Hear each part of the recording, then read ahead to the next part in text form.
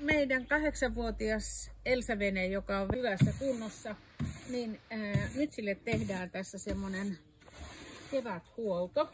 Kun pöly on otettu pois, niin sitten se käsitellään semmoisella seoksella, missä on 1 osa hautatervaa, 1 osa pellavaa öljyvernissaa ja sitten puoli osaa siinä on puutärpättä. Näin, tähän pystyy vanhemmat rouvashenkilötkin, etteikö sanoisi eläkeläistädit. Onpa muuten ihana tuoksusta.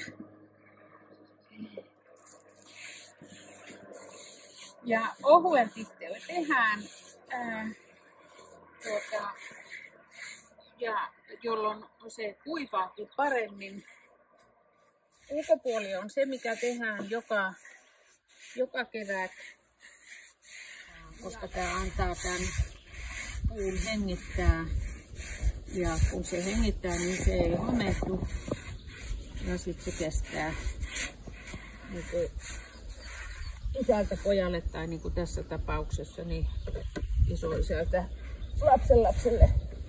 Joo, tässä on semmoinen etu, että nuo hyttysetkin hävisi, kun tää sen verran haisee tervalle. Noin.